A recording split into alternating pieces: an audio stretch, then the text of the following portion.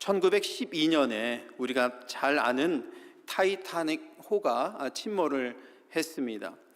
역사상 가장 비극적인 해양 사고 중에 하나로 기록이 되고 있습니다.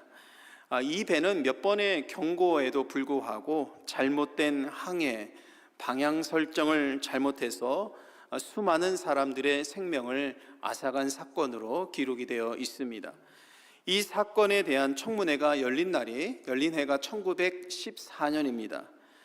그런데 같은 해 1914년 1월에 버지니아 연안에서는 또 다른 배가 침몰을 하고 맙니다. 이 배가 침몰함으로 인하여서 약 41명의 생명을 앗아간 비극적인 그런 결과가 또한 일어나고 맙니다.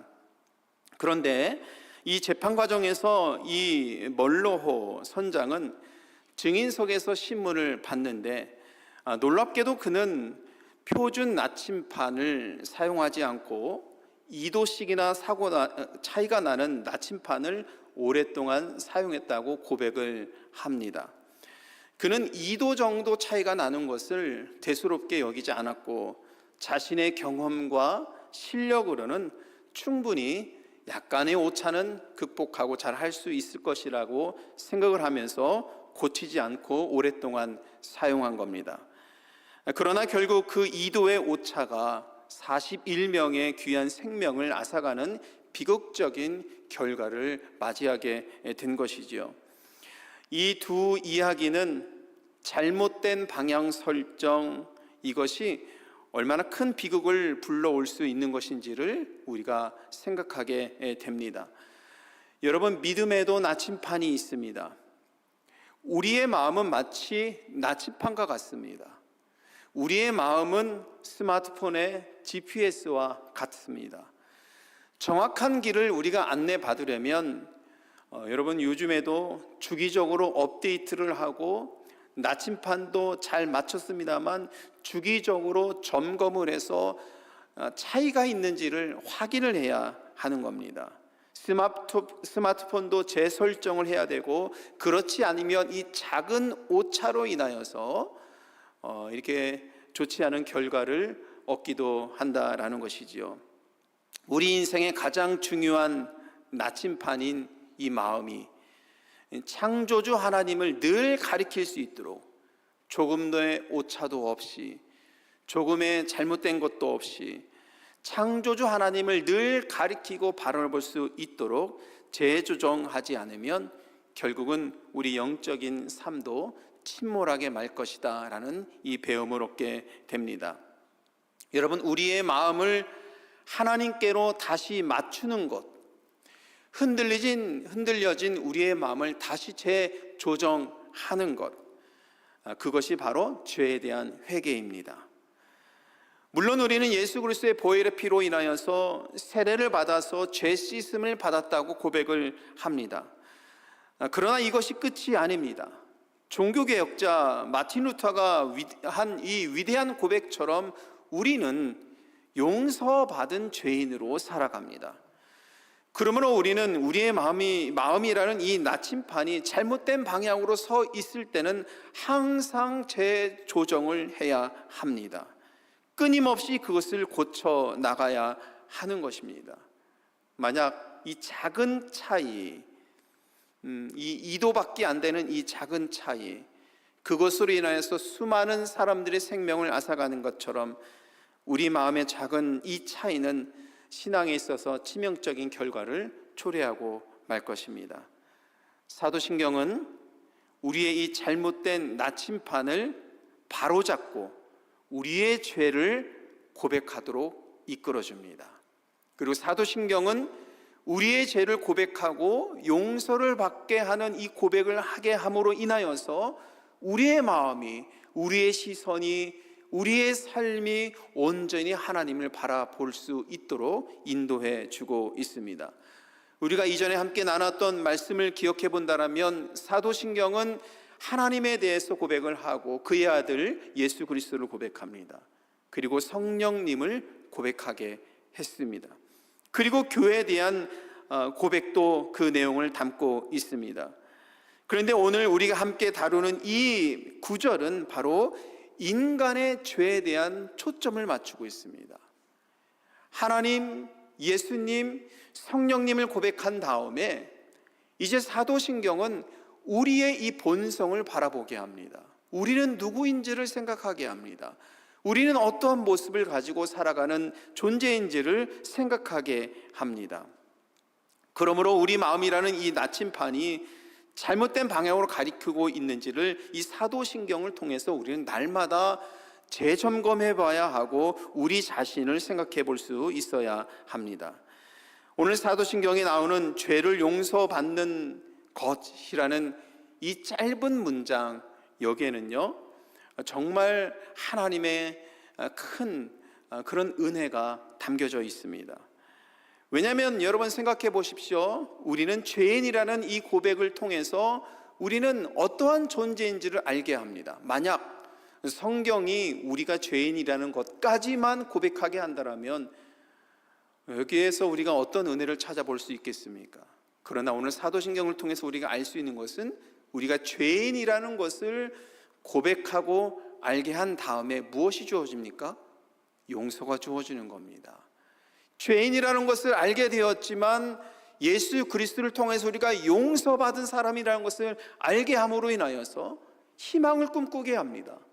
죄인된 삶에서 그저 살아가는 것이 아니라 우리는 용서함을 받은 사람으로서 은혜로운 삶을 살아갈 수 있다는 희망을 갖게 하는 것, 죄의 용서라는 희망을 붙잡고 살아갈 수 있도록 사도신경은 우리들을 이 은혜의 삶으로 인도하고 있습니다.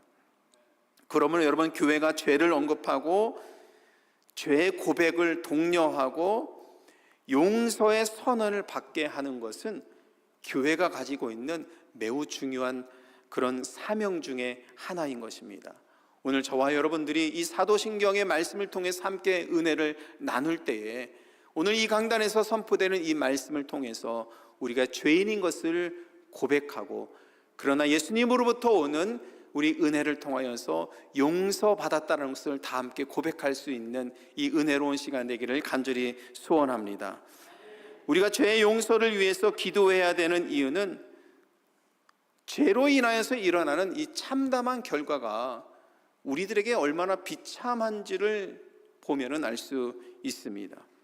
성경을 보면 죄로 인한 인간의 비참한 현실이 어떻게 점점 확대되어 가고 있는지를 우리는 알 수 있습니다.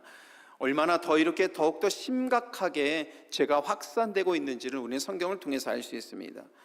창세기 3장에서 아담과 하와는 자신들과 하나님 사이에 존재했던 이 관계를 깨트렸습니다. 아담과 하와가 이룬 이 죄의 결과로 인해서 어떻게 됐습니까? 바로 이어지죠. 가인과 아벨, 형제 이 관계 속에서 가인이 형제 아벨을 살해하는 비극으로 이어지고 있습니다. 4장의 말씀에 나와 있는 말씀이죠. 그런 다음에 죄의 부패는 거기에 머물러 있지 않고 온 땅으로 만연하게 확장이 되고 있는 것을 보게 됩니다.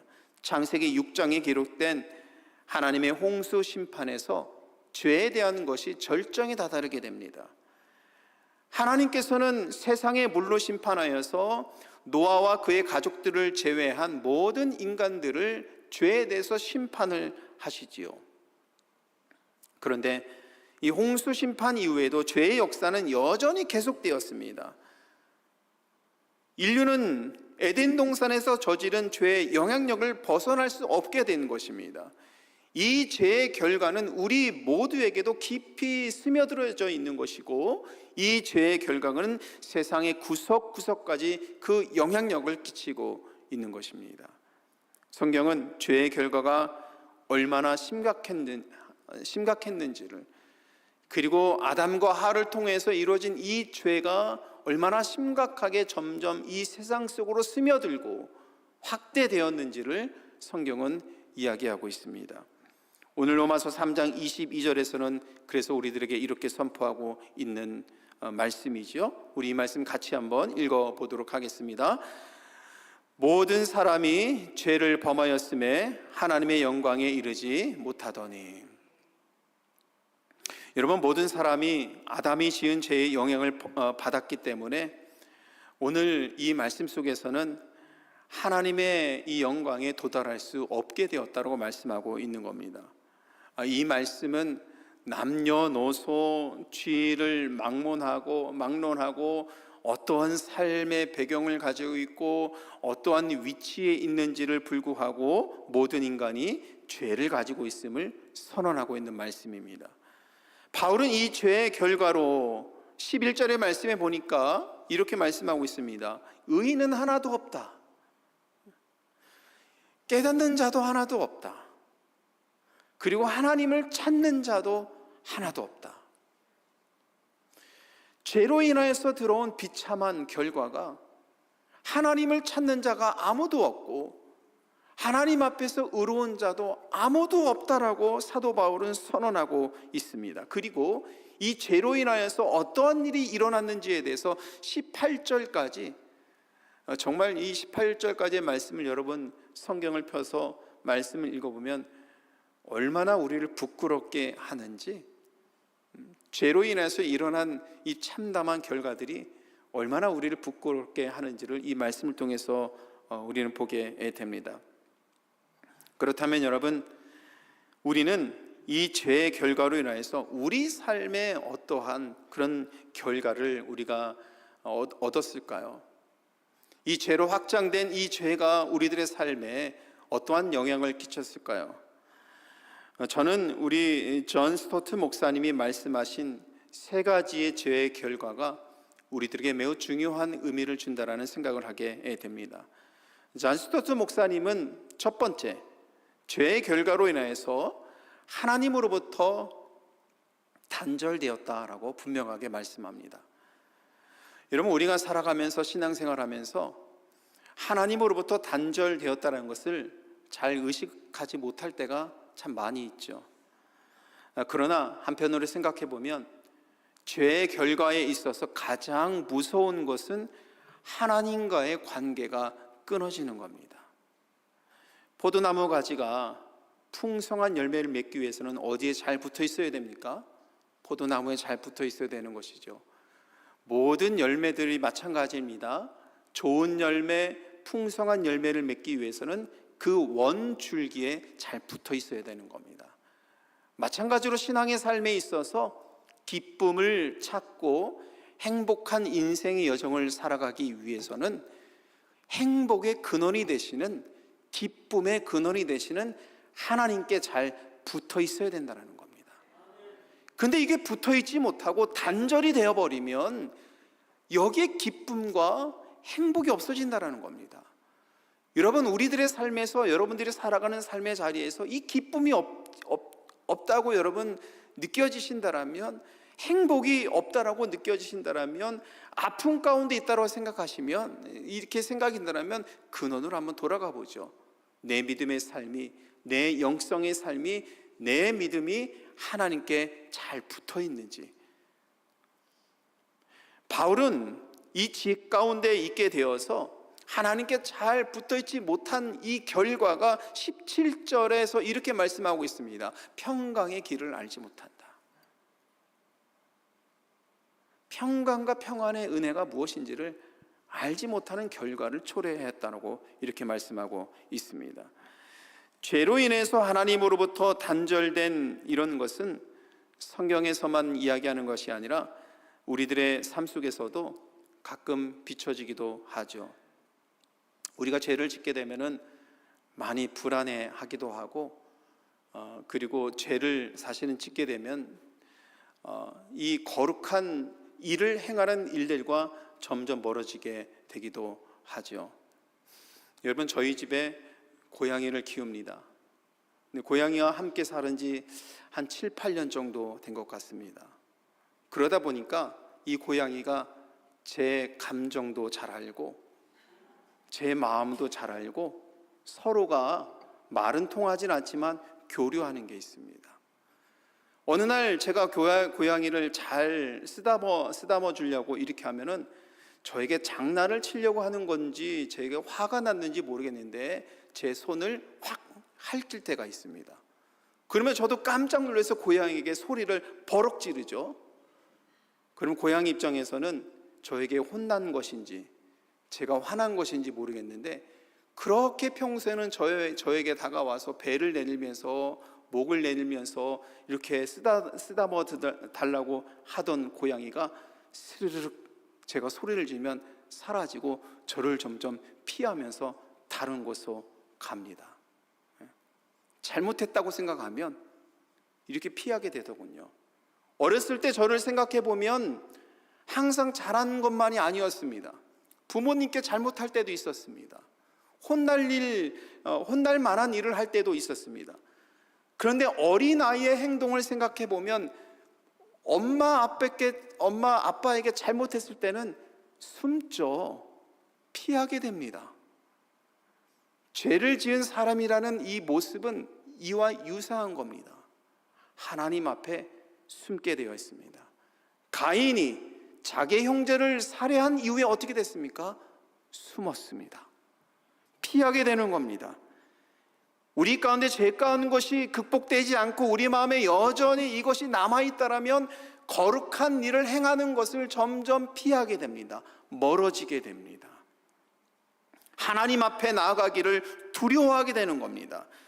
그렇게 하나님과의 친밀한 교제가 단절된 죄의 현실을 우리가 살게 되는 겁니다.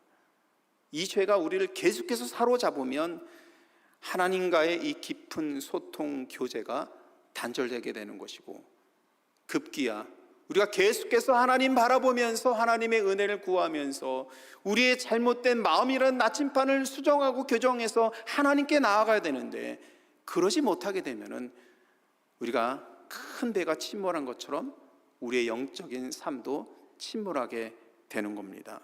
오늘 여러분들 하나님과 단절된 이런 삶이 있다라면 우리의 나침판을 제대로 설정해서 우리 하나님과 다시 관계가 회복되기를 우리 주님의 이름으로 축복합니다.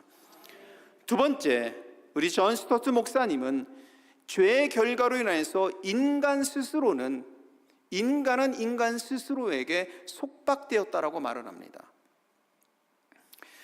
스토트 목사님은 이 죄의 내면성을 더욱더 깊이 파헤치면서 들어갑니다. 죄는 단순히 잘못된 행동으로만 나오는 것, 잘못된 습관, 범죄처럼 잘못된 것으로만 나오는 것, 그것만 보여지는 것이 아니라 우리 마음속에 깊이 자리 잡고 있는 내적인 병이라는 겁니다. 보이지 않는 병이라는 겁니다. 존 스토트 목사님이 이렇게 설명을 한 겁니다. 우리가 경험하는 범죄는, 우리가 경험하는 이 죄라는 것은, 우리가 경험하는 이 잘못이라는 것은 내적인 병이 외적으로 나온 증상이라는 것입니다. 마음에 가득한 것이 내 마음에 어떤 것을 품고 있는가에 따라서 입으로 나오는 것이고요, 내 마음에 무엇이 가득한지에 따라서 행동으로 나오는 겁니다. 예레미야 선지자도 이 진리를 이렇게 설명하고 있잖아요. 우리 예레미야 말씀 한번 같이 한번 읽어보죠. 만물보다 거짓되고 심히 부패한 것은 마음이라. 그렇죠, 여러분 지금 우리들의 마음속에 무엇을 품고 살아가고 있습니까? 여러분들은 하나님을 향해서 정말 제대로 된 나침판을 설정해야 되는 내 마음, 이 마음 속에 무엇을 채우고 무엇을 품고 살아가고 있습니까? 성경은 인간이 근본적으로 부패했다라는 언급을 자주 말을 하고 있죠. 이것이 소위 말하는 원죄입니다. 아담처럼 하나님을 보지 않고 자기중심적으로 생각하고 말하고 행동하며 결정하는 이 성향이 우리에게도 계속해서 물려온 겁니다. 아담은 그랬죠.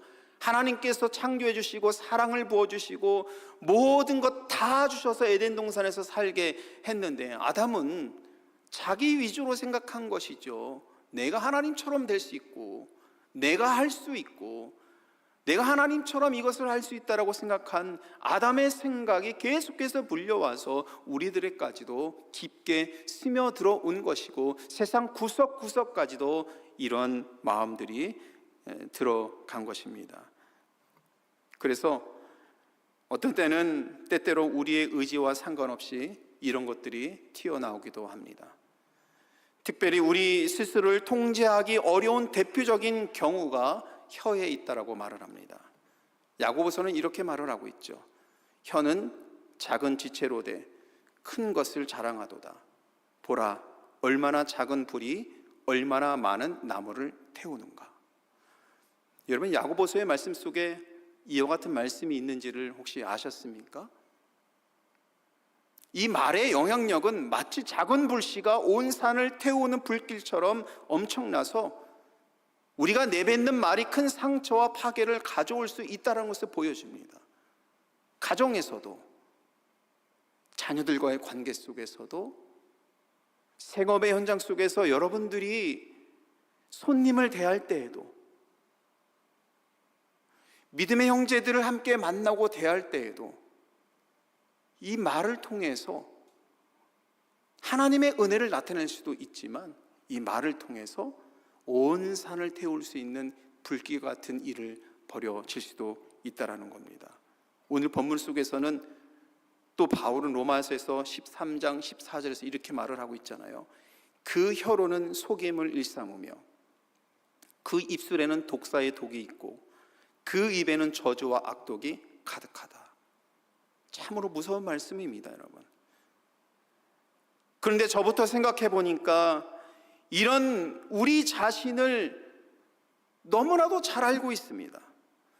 마음으로는 착하게 살고 싶고 선하게 살고 싶고 마음으로는 좋은 말을 하고 싶고 좋은 격려가 되는 말을 하고 싶은데 그러지 않을 때가 우리가 있지 않습니까? 선한 삶을 살고 싶어도 되지 않을 때가 우리의 현실이라는 것이죠.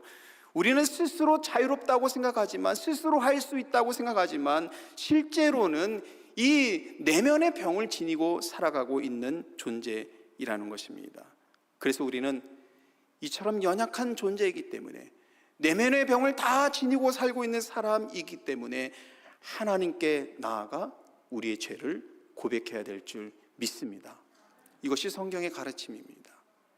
사도신경에서 죄에 대한 고백을 하고 용서를 할 때마다 우리가 기억해야 할 것은, 주님, 나로서는 부족합니다. 연약합니다.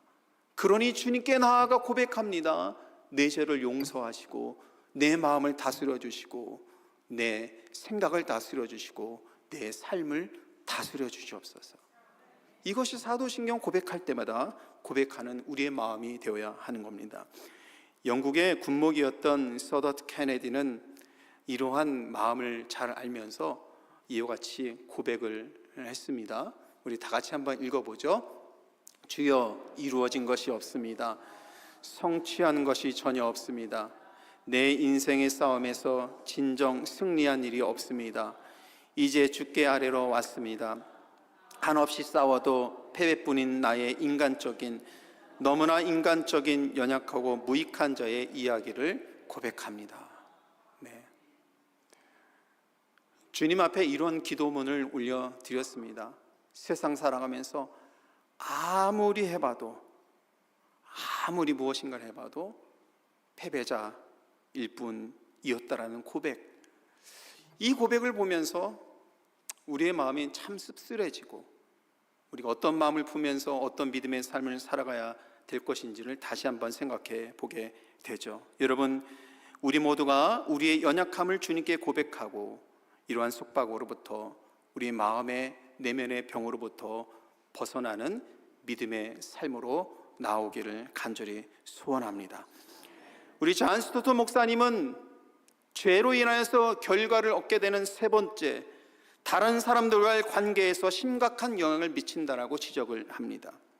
죄는 마치 전염병처럼 순식간에 퍼져나가는 특징을 갖고 있습니다. 창세기 3장에서 시작된 이 죄는 살인으로 이어지고 온 땅으로 이어지고 온 세계로 퍼져나가는 특징을 우리 성경에서 있는 것을 보게 되었습니다. 우리가 코로나 바이러스를 겪으면서 잘 알지 않았습니까? 이 바이러스가 옆 사람에게 금방 전염이 되고 순식간에 온 세계로 이 바이러스가 전파가 된 것을 우리는 다 경험을 했습니다. 죄는 마찬가지입니다. 옆 사람에게 전가되고 옆 그룹에게 전가되고 계속해서 전가돼서 죄는 하나님과 인간의 관계를 깨트리고, 죄는 사람과 사람의 관계를 깨트리고, 죄는 형제와 자매의 관계를 깨트리고, 심지어 이 죄는 나라와 나라의 이 관계도 깨트려 버립니다. 요즘 우리 사회를 보면서 이런 생각이 많이 들죠. 내가 먼저, 사람과의 관계 속에서 내가 먼저라는 이 자기중심적인 이 생각들이 굉장히 만연하게 깔려져 있는 것 같습니다. 과거에 우리 블랙 프라이데이 때 여러분들도 아마 경험이 있으신 분들 있을 거예요. 물건을 좀 싸게 사기 위해서 줄을 서봤던 분 계시죠? 저는 한번 서봤습니다. 어떤 사람들은 밤새 거기에서 싸게 사기 위해서 텐트를 치고 자고, 어느 마켓은 블랙 프라이데이가 되는 딱 그날 정문을 딱 열면 어떻게 됩니까? 사람들이 그것을 사기 위해서 쏟아져 그 매장 안으로 쏟아져 들어가죠. 그러다 보면 이리 치고 저리 치고 싸우고, TV 하나 붙잡고 여러 사람들이 싸우는 모습들 아마 여러분들 TV를 통해서 많이 보셨을 겁니다. 근데 요즘에는 블랙 프라이데이 때 이게 없어졌더라고요. 근데 과거에는 그렇게 하면서 참 그런 모습 보면서 우리 TV로 많이 보기도 했는데, 여기에 여러분 어떤 마음이 있는 겁니까? 내가 먼저라는 마음이 있는 겁니다. 내가 먼저. 근데 요즘에는 이 내가 먼저라는 마음이 그냥 온라인 커뮤니티나 SNS에 점점 확대됩니다. 내 의견이 맞는 것이고, 내 의견이 먼저이고, 내 권리가 먼저이고, 그러다 보면 SNS 상에서, 온라인 상에서 얼마나 다양한 부정적인 말들, 내가 먼저라는 이런 말들이 얼마나 많이 상처를 주고 주장들이 얼마나 많이 보여지는지 모릅니다. 댓글 하나에도 서로를 비난하고 공격하는 모습에서 내가 먼저, 내 주장이 먼저라는 생각들이 만연하게 깔려져 있다는 것을 보게 됩니다. 그런데 여러분, 내가 먼저라는 사람들의 이 관계를 깨트리는 이 내가 먼저라는 생각은 사실은 세상에만 있는 것이 아닙니다. 교회에도 있었습니다. 고린도 교회를 보면 초대교회 역사에서도 이런 아픔을 겪었습니다. 고린도 교회는 여러 면에서 모범이 될 만한 교회입니다.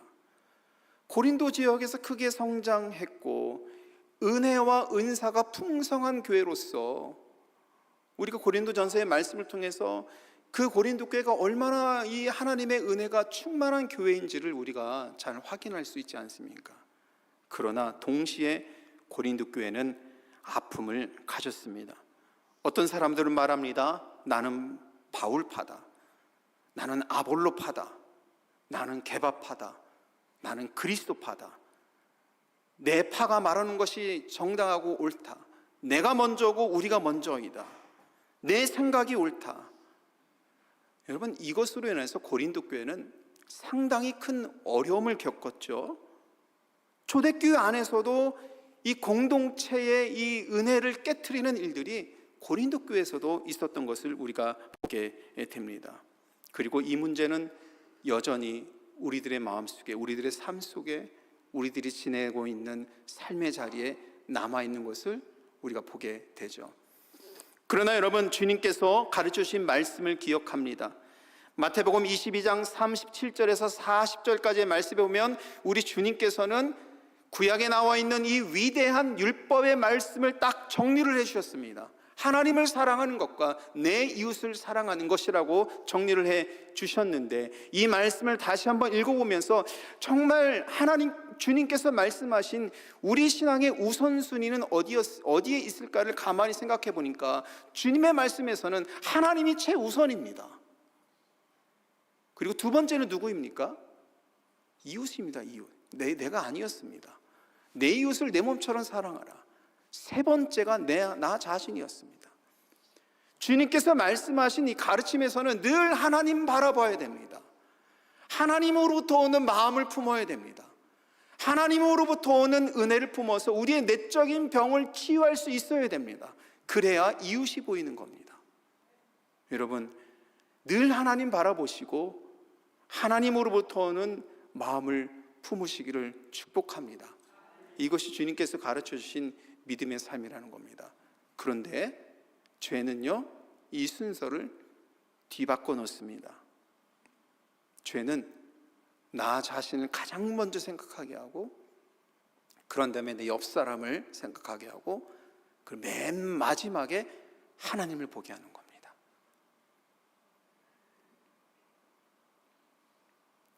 어떻게 보면 우리 안에 일어나는 모든 문제의 갈등은 이 순서의 뒤바뀜에 있는 것 같습니다. 그래서 여러분, 오늘 우리의 마음이라는 이 나침판 GPS를 다시 재조정해야 됩니다. 나 자신, 이웃, 하나님께 맞춰져 있는 것이 아니라 하나님, 이웃, 나, 이렇게 재조정돼서 맞춰져서 믿음 생활 하실 때 거기에 하나님의 은혜와 역사가 충만하게 되는 것입니다. 이러한 죄의 현실 속에서 인간이 스스로 할 수 있는 것은 무엇일까? 사실은 안타깝게도 우리 스스로 이 죄를 극복할 수 있는 방법은 없습니다.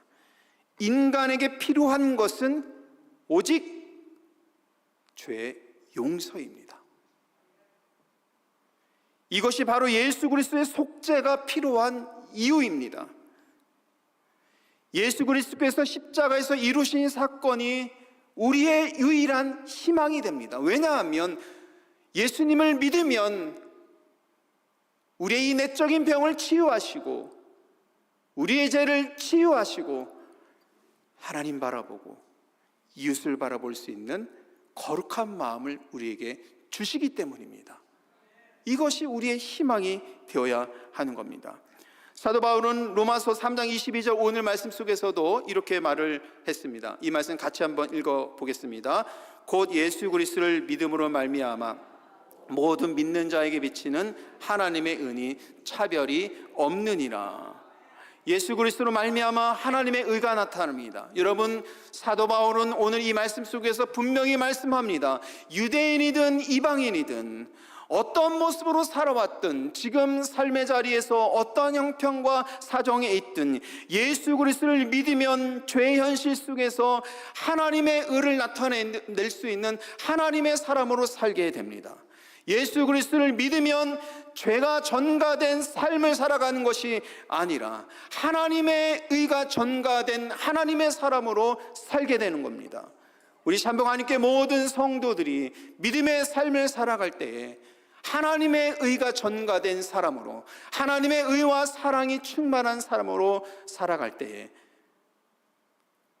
하나님께서 우리들에게 삶에서 주시고 인도하시는 그런 은혜로운 믿음의 삶을 계속해서 이어갈 줄 믿습니다. 사랑하는 성도 여러분, 우리는 오늘 함께 나눈 이 말씀, 이 믿음의 확신을 가져야 됩니다. 오늘 우리가 함께 고백한 사도신경, 나는 죄의 용서를 믿습니다라는 고백은 바로 죄된 우리를 향한 하나님의 놀라운 사랑과 구원의 약속입니다.